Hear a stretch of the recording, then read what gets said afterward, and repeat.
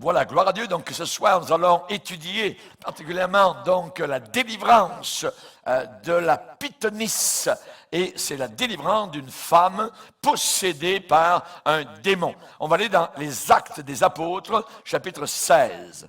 Actes des Apôtres, chapitre 16. Et nous allons lire à partir du verset 16. Voilà le rapport de l'évangéliste Luc, donc, qui a écrit les Actes des Apôtres et qui nous rapporte ce qui est arrivé. Comme nous allions au lieu de prière, une servante qui avait un esprit de python et qui, en devinant, procurait un grand profit, beaucoup d'argent, à ses patrons, à ses maîtres. Elle vint au-devant de nous et se mit à nous suivre, Paul et nous.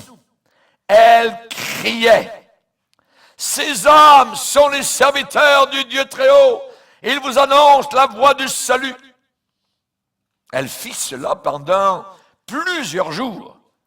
Paul, fatigué, irrité, se retourna et dit à l'esprit qui était en elle, ce démon, je t'ordonne au nom de Jésus-Christ de sortir d'elle. Et il sortit à l'heure même. Les maîtres de la servante, voyant disparaître l'espoir de leur gain, de leur argent, se saisirent de Paul et Silas et les traînèrent sur la place publique devant les magistrats. Ils les présentèrent aux prêteurs en disant, ces hommes troublent notre ville. Ce sont des Juifs qui annoncent des coutumes qu'il ne nous est pas permis ni de recevoir, ni de suivre, à nous qui sommes Romains. La foule se souleva aussi contre eux. Et les prêteurs, c'est des gens du gouvernement, ayant fait arracher leurs vêtements, ordonnèrent qu'on les batte de verges. Après qu'on les eut chargés de coups, ils les jetèrent en prison en recommandant au geôlier de les garder sûrement. Sécurité maximale. Le geôlier, ayant reçu cet ordre, les jeta dans la prison intérieure et leur mit les ceps aux pieds. Amen. Seigneur, nous te bénissons et te glorifions pour ta parole que nous voulons sonder. Cette parole merveilleuse, si riche, Seigneur, en enseignement et en leçons. Aide-nous à comprendre, aide-nous à réaliser, Seigneur, ton intention, ta volonté. Seigneur, aide-nous à tirer la substantifique moelle de ce que nous allons entendre aujourd'hui, car tu es un roi de gloire, un Dieu merveilleux, Seigneur, qui veut encore nous enseigner. Garde-nous sous ta houlette et ton bâton qui nous rassure. Nous avons besoin d'un tel berger que toi, qui nous conduira vers de verts pâturages et qui nourrira notre âme. Merci Seigneur. Oint d'huile nos pensées, oint d'huile notre tête et notre coupe débordera de joie au nom de Jésus. Amen et amen. Et tout le peuple dit amen. On peut s'asseoir, frères et sœurs, chers amis. Alléluia. Délivrance de la pythonisse. C'est le nom que l'on donne à une femme qui est possédée par un esprit de python. Un esprit de python. Satan s'est opposé à l'apôtre Paul dans la ville de Philippe. Il y avait une fille esclave qui était possédée d'un démon. Le propriétaire de la fille, à cette époque-là, il y avait des esclaves, il y avait des patrons, et le propriétaire de la fille gagnait beaucoup d'argent à cause des capacités de dire la bonne aventure. C'était une devineresse. Elle devinait certaines choses au travers de la puissance diabolique de Satan. Cette fille suivait les missionnaires tout autour. Paul, Silas, Luc, qui a écrit le rapport, l'équipe donc missionnaire qui était avec l'apôtre Paul. Elle les suivait partout. Elle avait un pouvoir? Non, non. Elle était sous la domination d'un pouvoir. Et c'est bien différent. Elle était possédée par un esprit de divination. Voyez? Et évidemment, comme les gens étaient bouleversés, étonnés des choses qu'elle disait à cause du démon qui était en elle, alors évidemment, les patrons ramassaient beaucoup d'argent tout autour, évidemment, par rapport donc à cette fille-là qui était possédée d'un démon. Un esprit de divination, en grec, c'est python. Python, voyez, un esprit de python. Et le python, donc, est un gros serpent. Un gros serpent. Selon la mythologie, écoutez bien, selon la mythologie, ce n'est pas la vérité, la mythologie grecque de l'époque, voyez, le python, oui, était un énorme serpent, mais supposément un dieu appelé Apollon, eh bien, l'avait tué à Delphes. Et les Grecs avaient l'habitude de consulter les dieux et pour avoir des réponses donc à leurs problèmes, et selon la réponse que la divinité apportait, donc, eh bien, on appelait ça des oracles. Des oracles. Vous vous rappelez comment Saül, le roi hébreu, dans l'Ancien Testament, alors que Dieu ne répondait plus, alors qu'il avait tellement désobéi, Dieu ne répondait plus, et là, il l'a livré à son sort, et comme il n'avait pas aucun contact avec Dieu, le seul autre contact de l'au-delà, si ce n'est pas Dieu, c'est le diable. Il n'y a que deux sources, donc, de l'au-delà, Dieu ou le diable. Et Saül est allé consulter, donc, une femme qui évoquait les morts. Et là, vous connaissez donc l'histoire. Imaginez, on pourrait dire un chrétien qui va consulter, qui va faire donc se faire dire la bonne aventure. C'est abominable. Le lendemain, il était mort. Le lendemain, il s'est jeté sur son épée, il s'est suicidé. L'oracle se transmettait par une prêtresse qui entrait en transe. Les prêtresses d'Apollon étaient appelées Pythonis. Pythonis. Et les réponses que ces femmes donnaient étaient considérées comme venant du dieu Apollon lui-même. Tout cela était diabolique. La Pythonisse que Paul et Silas ont rencontrée dans cette ville, elle criait, elle les suivait. Satan connaît les vrais prédicateurs de l'Évangile et il les hait d'une parfaite haine. Il leur crache en plein visage s'il le faut. La pythonesse criait, « Ces hommes sont les serviteurs du Dieu très haut, ils vous annoncent la voie du salut. » Tiens. J'aimerais vous dire, les démons ne sont pas omniscients. Ils ne connaissent pas tout. Ce sont des créatures de Dieu qui sont devenues des démons. Ce sont d'anciens anges. Les démons ne sont pas omniscients, mais ils savent. Ils savent des choses que les hommes ignorent.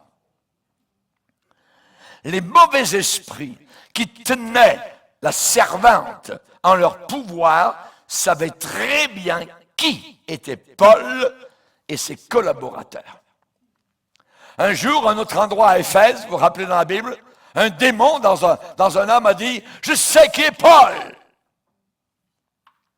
Les démons connaissent les vrais prédicateurs. Et ils ne les aiment pas du tout. Surtout les prédicateurs de la croix, parce que c'est là, à la croix, que les démons ont été tous vaincus. Je sais qui est Paul. Je connais Jésus, a dit le démon. À certains. Les démons sont plus intelligents parfois que les hommes. Eux, ils connaissent Jésus. Je connais Jésus. Une situation semblable est arrivée dans la synagogue de Capernaum, où Jésus était en train d'enseigner. Un homme était là, assis. On peut être assis dans une église et être possédé d'un démon. Là où Jésus lui-même était en train de prêcher, il y avait quelqu'un qui était là et qui était possédé. Les gens possédés peuvent venir aux églises. Un homme possédé d'un esprit impur. Les démons, généralement, sont appelés impurs, sales. Et le démon, en voyant Jésus, soudain s'est manifesté. Je sais qui tu es. Tu es le Saint de Dieu. Certain. Jésus l'a chassé. Tais-toi! Et il est parti. La personne a été délivrée. Dans le monde des esprits, Jésus et ses serviteurs sont très connus. Et je veux qu'ils me connaissent de mieux en mieux. À Gadara, où Jésus a rencontré cet homme qui était tout nu, les gens de la ville mettaient des chaînes pour essayer de le garder. Ils cassaient des chaînes. C'était les démons qui avaient cette force, je dirais, pour casser des chaînes de fer. Et il vivait dans le cimetière du coin. Il était échevelé. Il se déchirait les vêtements. Il était tout nu. Les démons aiment la nudité. Paul, ça faisait quelques jours que le cirque était en train de se manifester comme cela. Et Paul, la Bible dit, irrité. L'apôtre Paul, fatigué de cela. Il a refusé ce genre de publicité. Vous reconnaissez quand une chose, imaginez, Satan est rusé, il est malicieux, il joue, c'est un serpent, c'est un menteur. C'est un menteur. Le moment où vous mentez, vous êtes de connivence avec le monde des esprits diaboliques. Dans le livre des Proverbes, une prière a été faite. C'est Agur qui dit, Seigneur, je te demande deux choses. Ne me donne pas de la richesse. Ne me donne que ce dont j'ai besoin. Et la deuxième chose que je te demande, enlève de ma bouche le mensonge. Le mensonge. Paul était irrité, il était excédé. Cette femme qui criait derrière, qui était possédée d'un démon, imaginez, elle contribuait à créer de la confusion parmi les gens qui écoutaient. Il vous annonce la voie du salut.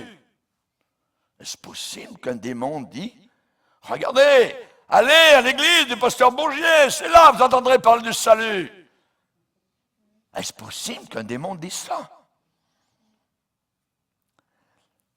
La manière qu'elle parlait, cette façon, évidemment, n'était pas la bonne manière. Et Paul a discerné la chose.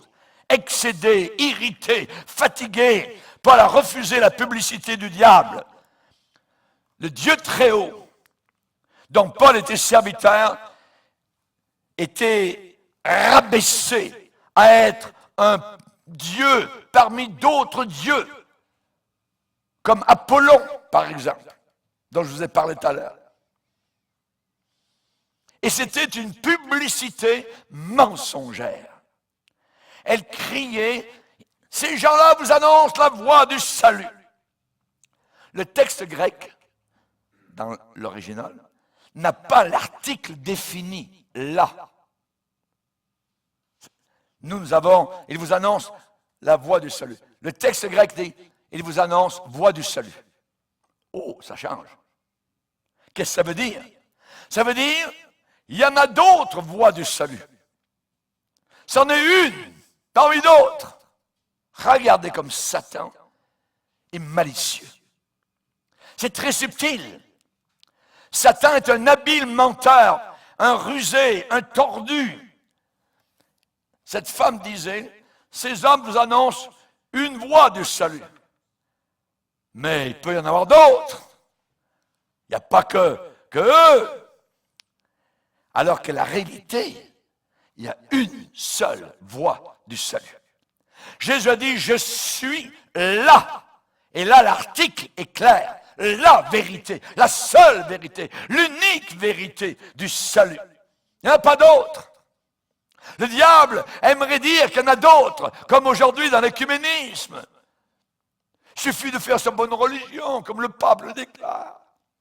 Pourvu qu'ils soient sincères, les musulmans, pourvu que les anneaux soient sincères. Il n'y a pas uniquement Jésus, il y en a d'autres. Jamais l'Église catholique n'a été aussi loin que le pape actuel. Jamais. Et beaucoup de catholiques sont bouleversés en écoutant leur propre pape. En réalité, il travaille de connivence avec Satan. Exactement comme cette pythonisse. Je suis la vérité. Jésus n'a pas dit je suis une vérité parmi d'autres. Je suis le chemin. Ça veut dire il n'y a pas d'autre chemin. Je ne suis pas un chemin parmi d'autres chemins. Non.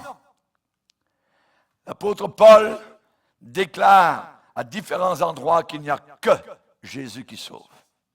Et ceux qui ne croient pas à Jésus vont en enfer. Et c'est terrible. Il n'y a de salut en aucun autre. En aucun autre.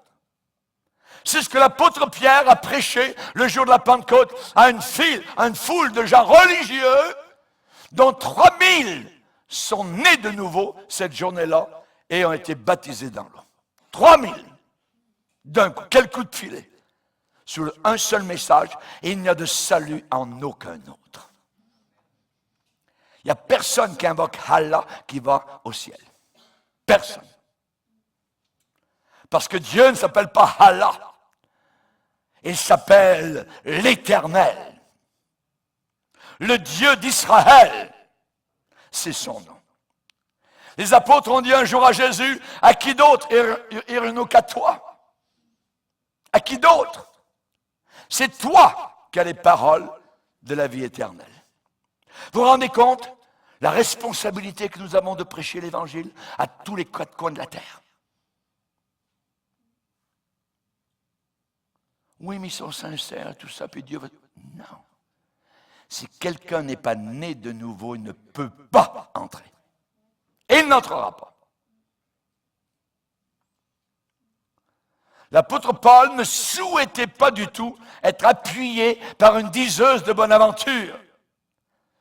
Et il a chassé le démon, cette fille-là. J'aimerais vous dire qu'on peut être certain que cette fille-là a été sauvée. Elle a été délivrée.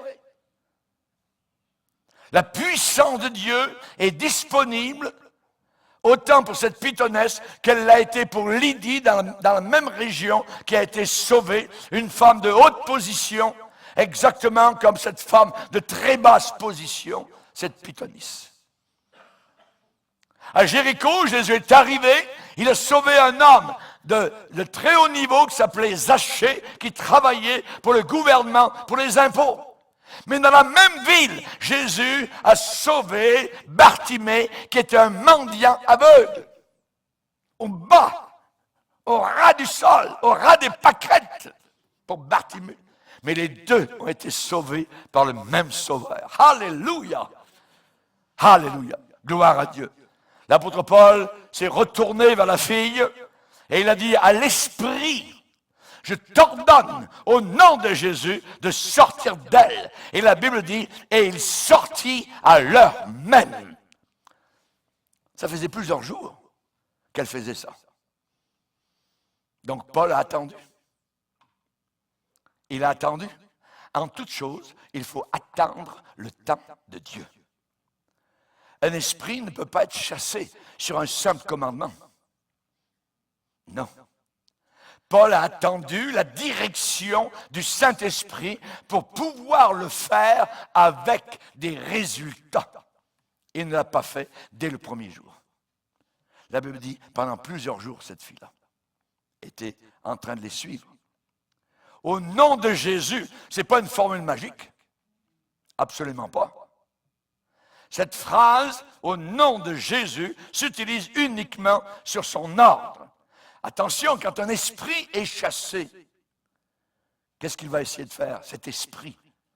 De revenir avec d'autres esprits plus forts, pour essayer de nouveau de forcer leur entrée dans ce cœur, dans cette vie qui vient d'être délivrée. Et c'est la raison pour laquelle les nouveaux convertis ont des combats. Parce que maintenant, eh bien, ils sont à Jésus, sont sortis du royaume des ténèbres, mais les démons qui les entouraient, ça ne veut pas dire qu'ils étaient possédés, mais ils essayent évidemment de les ramener dans la drogue, dans le sexe illégitime et toutes sortes de choses.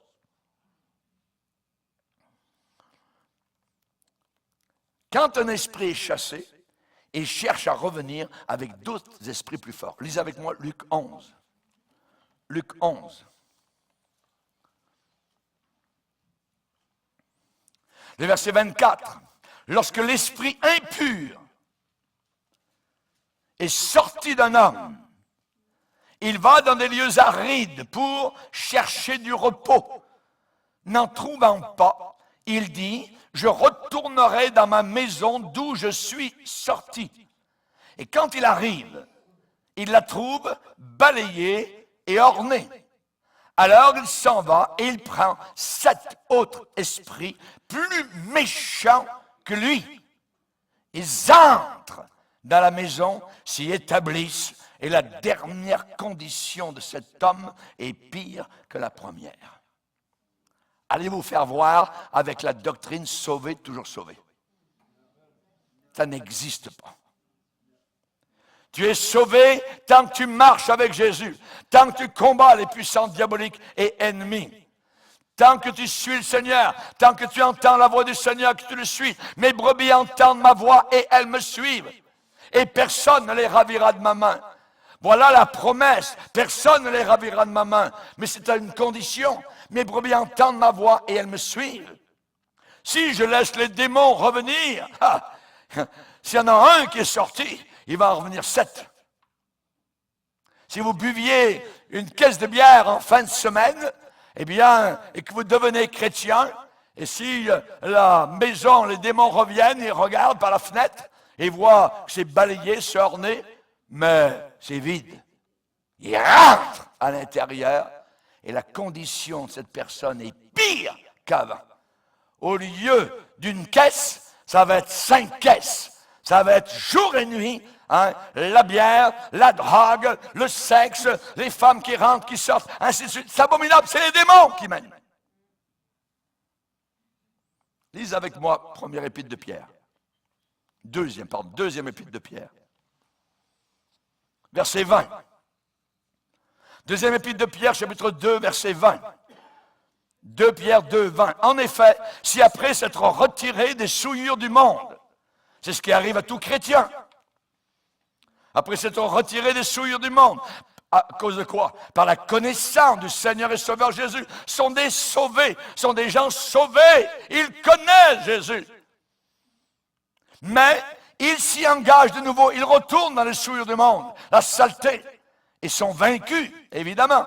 Leur dernière condition est pire que la première.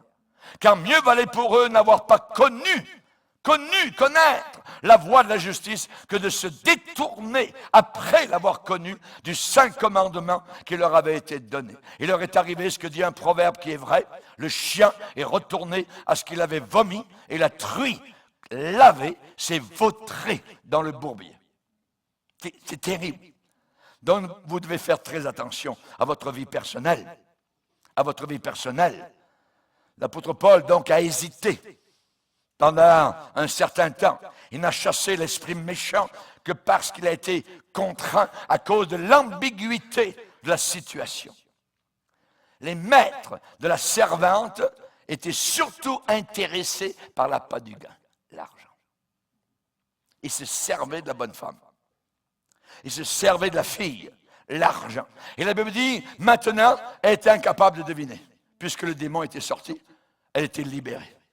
Avec un beau sourire, une lumière, la lumière était sur elle, elle était délivrée, et maintenant elle suivait en soumission Paul et Silas. Et la Bible dit que, voyant disparaître l'espoir de leur gain, ils se saisirent des missionnaires, Paul et Silas, des prédicateurs, les traînèrent sur la place publique devant les magistrats et les présentèrent aux prêteurs. Ils ont dit, ces hommes troublent notre ville. L'évangile trouble. Si l'évangile ne vous trouble pas, vous avez un problème. L'évangile, c'est la puissance de Dieu pour délivrer. Ce que personne ne peut faire, Ce aucun médicament, aucune psychologie, aucun cours, aucune université n'est capable de faire. Le Seigneur Jésus, seul, est capable de délivrer une vie qui est enchaînée. Ces gens troublent notre ville, sont des Juifs qui annoncent des coutumes qu'il ne nous est pas permis ni de recevoir, ni de suivre. Paul et Silas s'en fichaient totalement, évidemment, de ce que les gens pouvaient dire. Voyez, eux, ils avaient fait le travail et Dieu avait agi, évidemment, pour la délivrance de cette femme-là. Maintenant, les patrons de la femme, eh bien, eux s'en fichaient, eux, qu'elle soit délivrée. C'était l'argent. Pour eux, elle avait perdu son pouvoir, elle avait perdu sa capacité, lorsque le démon avait été chassé. Les propriétaires ont accusé les missionnaires de jeter la confusion dans la ville, de proclamer des coutumes illégales, et la religion c'est toujours la même façon, la même manière. Qui s'est opposé à Jésus? Relisez bien votre Bible. Des gens religieux. Les gens disent, pour vous qu'on ait un petit peu de religion. Ça prend un peu de religion. On ne peut pas mourir comme un chien. Ouais, votre religion mènera en enfer.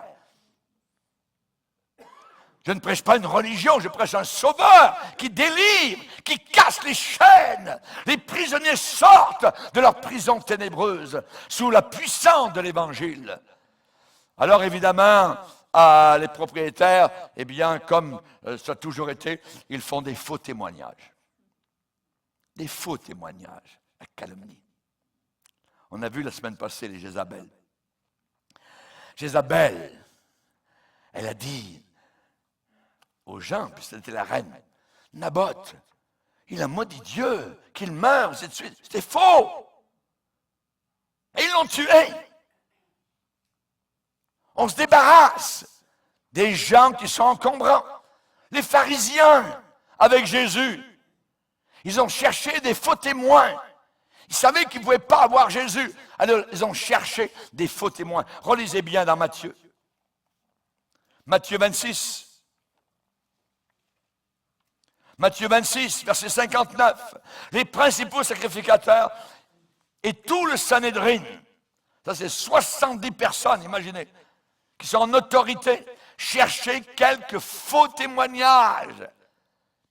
Il fallait qu'il l'ait. Avec des gens faux, des mensonges contre Jésus. Donc, un mensonge suffisant pour le faire mourir. Mais ils n'en trouvèrent pas. Quoique plusieurs faux témoins se soient présentés. Enfin, il en vint deux qui dirent, celui-ci a dit, je puis détruire le temple de Dieu et le rebâtir en 3 jours. Le souverain sacrificateur se leva et lui dit, ne réponds-tu rien? Qu'est-ce que ces hommes déposent contre toi? Jésus garda le silence. Et le souverain sacrificateur, prenant la parole, lui dit, je t'adjure par le Dieu vivant de nous dire si tu es le Christ, le Fils de Dieu. Jésus répondit, tu l'as dit. Tu l'as dit. Voyez. Alors, ils ont dit, il a blasphémé, et là, ils ont commencé à cracher sur lui. Verset 66, il mérite la mort. Là-dessus, ils lui crachèrent au visage. Il n'y a pas pire insulte que de cracher au visage de quelqu'un. Et ils lui donnèrent des coups de poing et des soufflets, des gifles, en disant, « Hey, Christ, prophétise, dis-nous, qui t'a frappé? » Et ainsi de suite. Des faux témoins. Et ici, avec le cas de Paul et Silas, eh bien, c'est la même chose. Des faux témoins. Des faux témoins. Ces gens troublent notre ville. Est-ce qu'ils troublent la ville? Jamais de la ville. Ils apportaient la délivrance. C'est merveilleux. La fille était liée par des puissances diaboliques. Elle a été sauvée. Les gens de Gadara, quand l'homme qui se promenait dans les cimetières tout nu et qui cassait les chaînes de fer à cause des démons qui étaient en lui, quand il a été délivré et quand les gens de la ville sont sortis et ont vu Jésus qui était là et l'homme qui était assis, vêtu et dans son bon sens. Vous savez ce qu'ils ont dit? Jésus, viens-t'en en ville, il faut que tu nous prêches la parole. Non. Ils ont dit, sors d'ici. On ne te veut plus ici. Ils le chassèrent. Et c'est vous ce qui est arrivé. Jésus n'est plus jamais revenu. C'était fini. Toute la ville a refusé Jésus. Lorsqu'il y a des intérêts financiers, les hommes font très souvent opposition à la propagation de l'Évangile. Que ce soit l'Église romaine, que ce soit l'islam, que ce soit le bouddhisme, que ce soit l'hindouisme. Vous connaissez votre histoire québécoise? Les premiers chrétiens évangéliques ici au Québec. Vous savez d'où ils sont sortis? Des bois. Souvent, c'était des bûcherons. Le Seigneur est allé les chercher dans les bois, a posé sa main puissante sur eux. Ils ont commencé à être des prédicateurs. Quand ils ont commencé à prêcher, par exemple, dans l'Abitibi, des villes entières sont rassemblées et sont venues les chercher et ont amené les chrétiens à la gare, les ont mis sur le train et les ont chassés sous les cris avec des insultes et des crachats. Quand un prêtre catholique, ici au Québec, appelé Chiniki, a commencé à prêcher l'Évangile et que des milliers de personnes ont commencé à découvrir le Seigneur Jésus-Christ dans sa gloire avec l'autorité de la Bible, ils sont sortis en masse de l'Église catholique romaine. Savez-vous ce que Chiniki a dû faire? Fuir aux États-Unis parce qu'ici, les curés catholiques voulaient le tuer.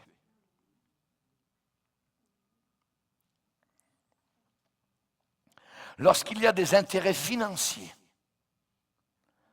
les hommes font opposition à la propagation de l'Évangile. Quand l'Évangile est mauvais pour les affaires, les hommes mettent leurs choses primordiales en premier, évidemment, pas l'Évangile. L'apôtre Paul et Silas ont été mis en prison pour avoir délivré une femme d'un démon, sans aucun procès. Les chefs magistrats ont été influencés par la foule, évidemment, qui était hostile à l'apôtre Paul.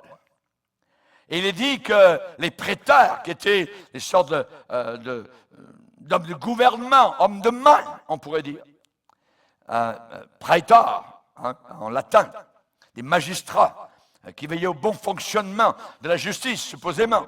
Voyez, et la Bible dit qu'ils leur firent arracher leurs vêtements pour les humilier publiquement, les mettre tout nus. Et ont ordonné qu'on les batte de verge et ils ont chargé de coups. Bang, bang, bang, bang, bang. Ah ouais, le sang coulait partout. Ils ont été jetés comme des poubelles en prison. Qu'est-ce que Jésus a dit? Heureux serez-vous lorsque vous serez persécutés et qu'on dira de vous toutes sortes de mal à cause de moi. Réjouissez-vous, parce que c'est ainsi que c'est arrivé à tous les vrais prophètes qui ont précédé. Cette prison, dans la ville de Philippe, a été redécouverte par les excavations archéologiques. Pas de fenêtre. Il n'y avait pas de fenêtre. Pas un seul ventilateur, évidemment. Des ténèbres totales, l'obscurité totale. La chaleur, c'était en été, opprimante, suffocante. Une odeur fétide, ça puait à l'intérieur de la prison. Et là sont deux hommes qui saignent, pleins de douleur, enchaînés, enfermés dans des blocs. Leurs jambes sont pris dans des blocs de bois serrés pour ne pas bouger. Les jambes sont écartées, étirées dans des angles les plus inconfortables possibles pour qu'ils soient totalement immobilisés. Tertullien, qui est un des pères de l'Église au IIe siècle, a déclaré « Les jambes ne sentent aucune douleur dans les blocs lorsque le cœur est au ciel. » Alléluia.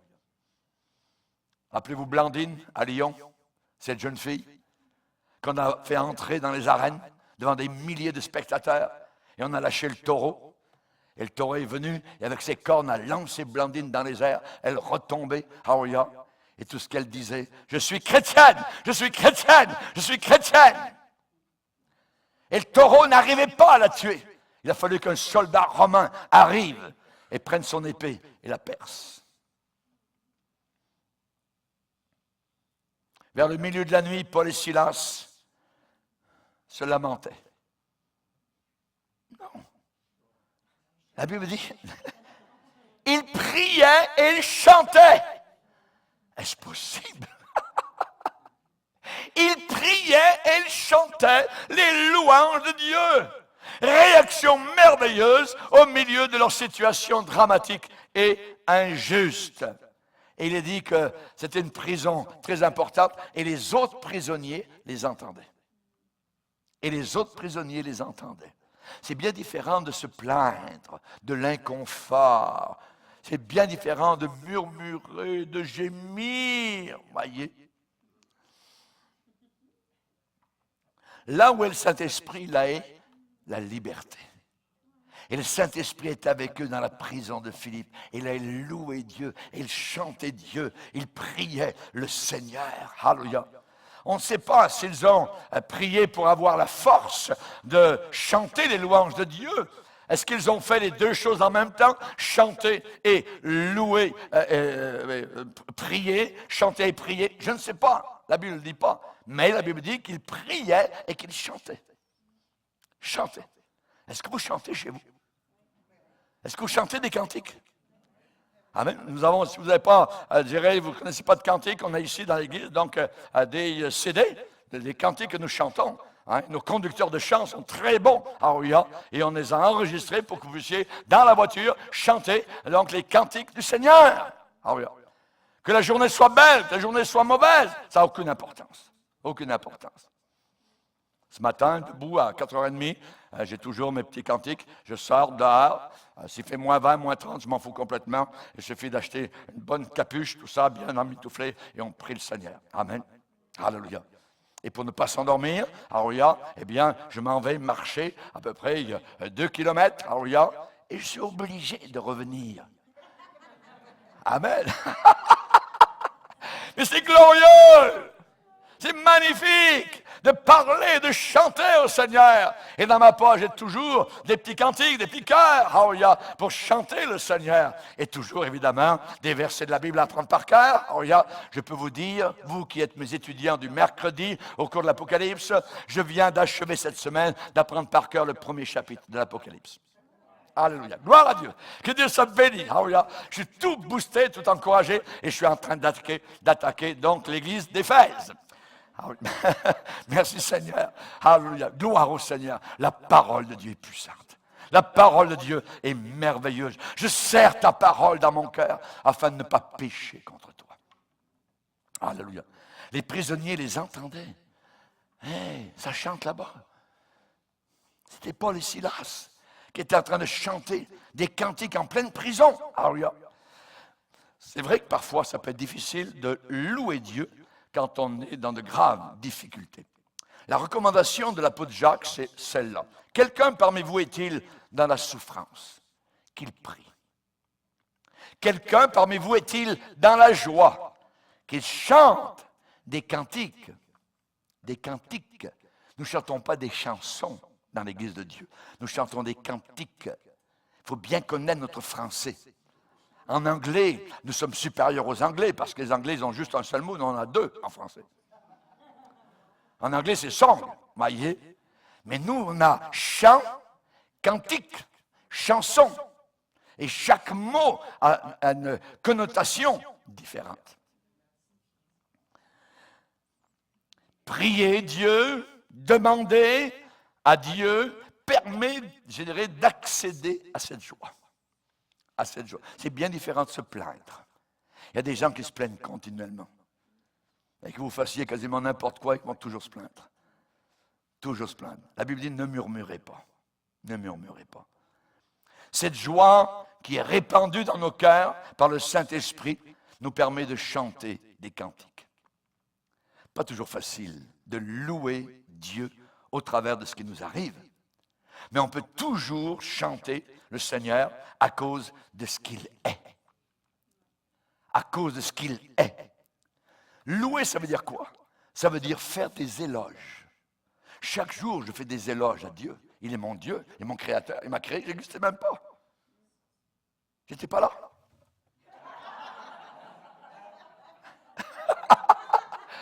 Et il m'a créé pour le louer. pour le bénir. Alléluia. Que Dieu soit glorifié. Merci Seigneur. Alléluia. Et nous devons connaître les attributs du Seigneur. Cette connaissance va alimenter notre louange. Va alimenter. Moins vous connaissez le Seigneur, plus vous allez prier au bout de 5 minutes, il n'y a plus rien à dire. Mais plus vous marchez avec Dieu, 1 heure, 2 heures, c'est trop court. Vous donnez vos dîmes au Seigneur en argent. Pourquoi ne donneriez-vous pas la dîme de votre temps au Seigneur? C'est 2h30 par jour. Ça peut se faire. Vous n'arriverez pas à 2h30 par jour. Commencez par un quart d'heure. Commencez par un quart d'heure. Ensuite, ça va augmenter. Si vous voulez commencer, évidemment, par, je dirais, 2 heures, vous allez faire ça une fois. C'est terminé. Mais il faut intensifier notre tir. Il faut être sérieux, il faut le chercher. Si vous me cherchez de tout votre cœur, je me laisserai trouver par vous. Est-ce que c'est un menteur? Ou dit-il la vérité? Quand on le cherche, on va le trouver. Il est merveilleux et il est glorieux. Paul et Silas louaient Dieu dans la situation dans laquelle ils se trouvaient. Ils étaient en train de démontrer leur foi au Seigneur. Faisons de même. Lorsque nos circonstances sont bonnes, lorsque nos circonstances sont mauvaises. Habakkuk a entendu le Seigneur le dire, tu sais Habakkuk, des temps terribles s'en viennent. Les magasins vont être vides. Les pâturages, plus rien. Ah oui, Seigneur. Et Habakkuk ajoute, toutefois, Seigneur, je vais me réjouir en toi, parce que tu es le Dieu de mon salut. C'est la plus belle chose, être sauvé. Que j'aille au ciel en mourant de faim, ou qu'on me zigoule, je dirais, le sifflet, ça n'a aucune importance. Ça n'a pas d'importance. C'est de se réjouir dans le Dieu de notre salut. Es-tu sauvé? Alléluia. La prédication de la croix est une folie pour ceux qui périssent. Mais pour nous qui sommes sauvés, c'est la puissance de Dieu. Je suis sauvé par sa grâce. Et le diable ne peut pas aller contre ce témoignage. Nous l'avons vécu par le sang de Jésus-Christ qui parle de l'œuvre totale de Christ à la croix et par la parole de notre témoignage. Si tu n'as pas de témoignage, tu ne peux pas vaincre Satan. J'ai été pardonné. Je suis un pécheur sauvé par la grâce de Dieu.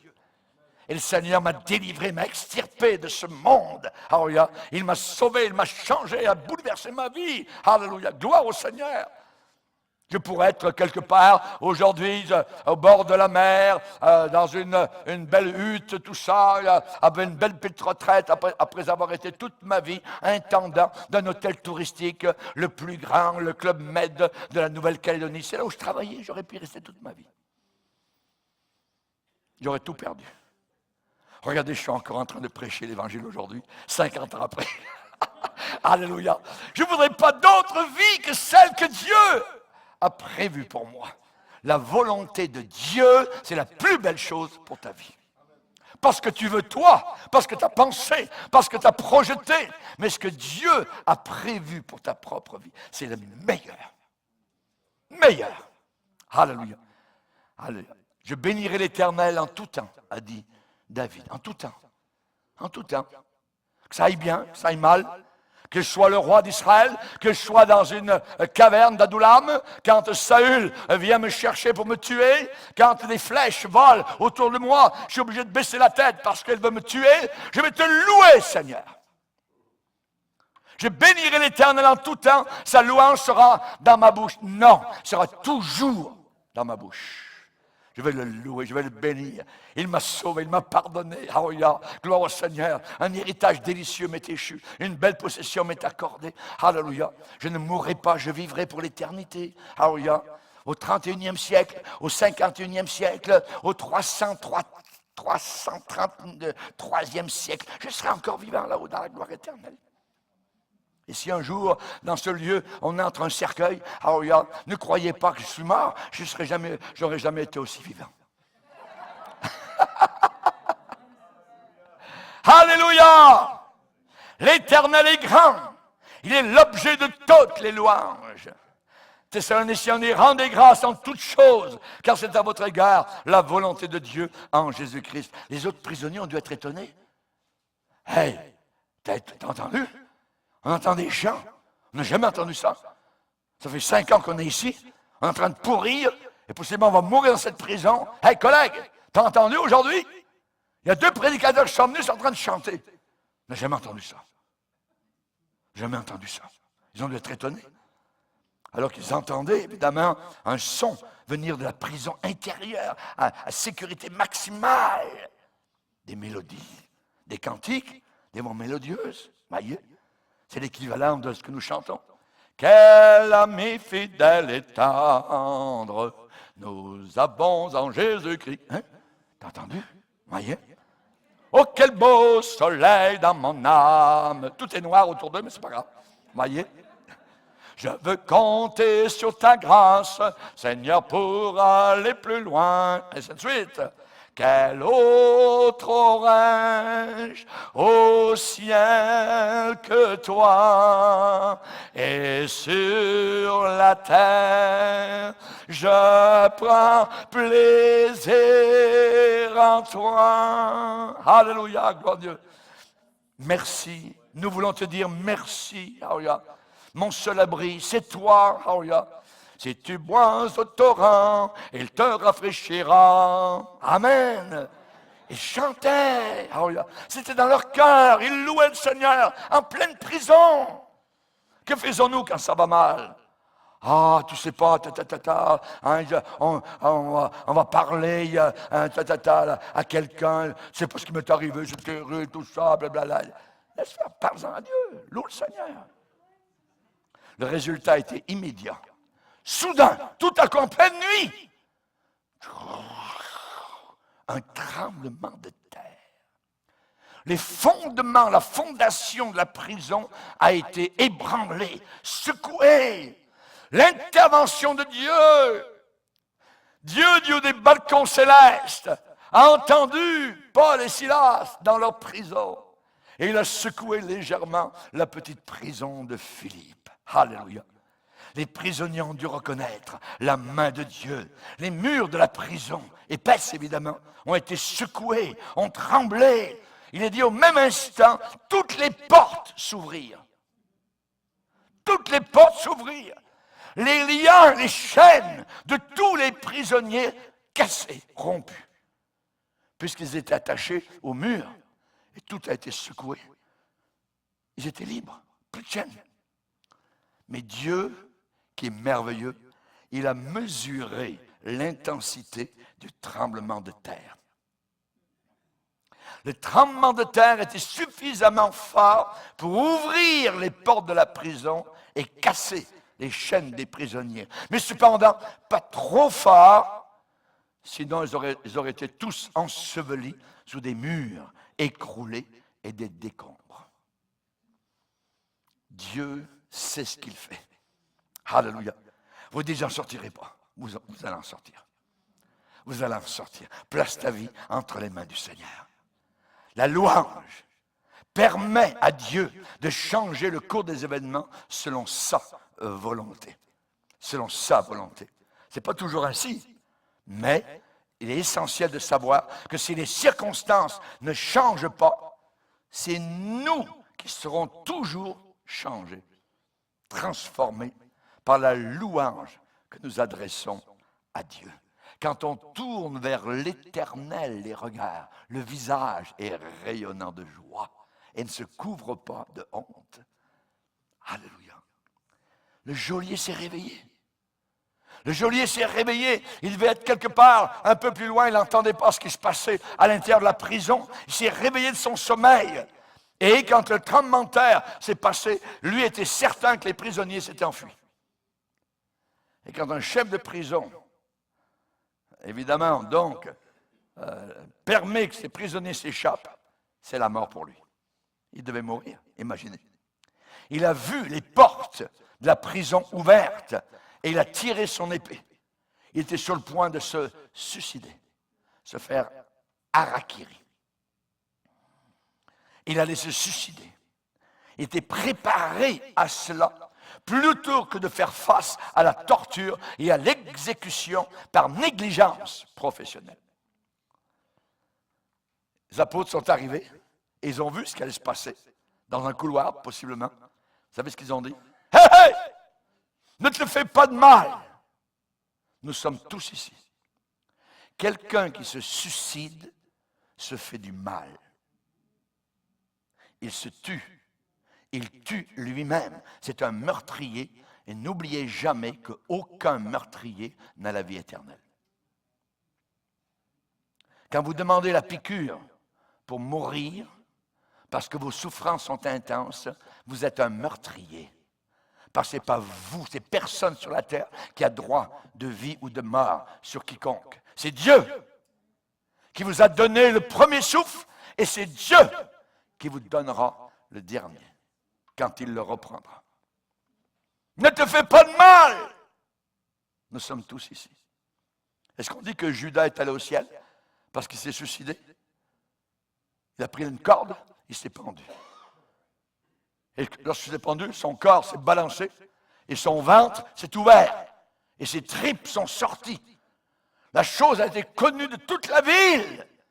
Jésus l'avait appelé quelques instants auparavant fils de la perdition. La conséquence du tremblement de terre, c'est qu'il a été, ce chef de police, ce chef de prison, a été amené au bord du suicide. Et soudain, il a été soulagé par les paroles du prédicateur, les paroles de Paul. Et la Bible dit qu'il demanda de la lumière.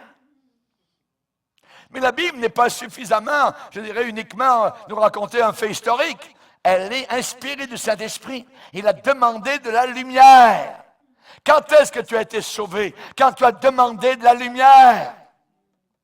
Le peuple assis dans les ténèbres a vu une grande lumière.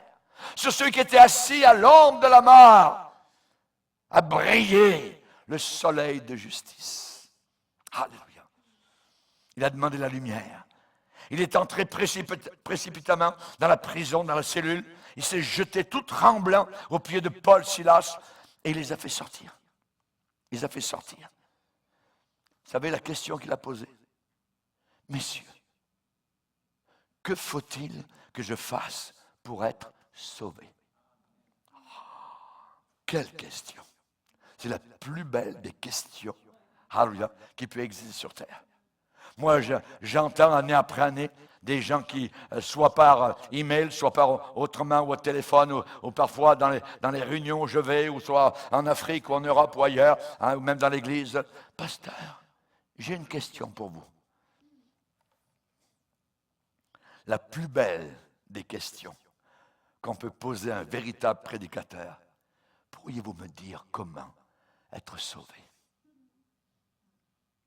Que puis-je faire pour être sauvé? Certainement que ce geôlier païen ne comprenait pas du tout le sens, évidemment, du mot sauver, à moins que peut-être Paul lui ait témoigné auparavant, en entrant peut-être. Je ne sais pas, on ne sait pas. Voyez. Ce que je pense, c'est que le geôlier voulait sauver sa vie. Il voulait sauver sa vie, sa peau. Mais quoi que ce soit qu'il avait à l'esprit, Paul a rapidement dirigé les pensées de cet homme-là vers le sujet le plus important sur terre. Et vous savez, la capacité de n'importe quel chrétien de diriger une conversation vers le chemin du salut, c'est une des marques, un des signes d'un ouvrier personnel très doué.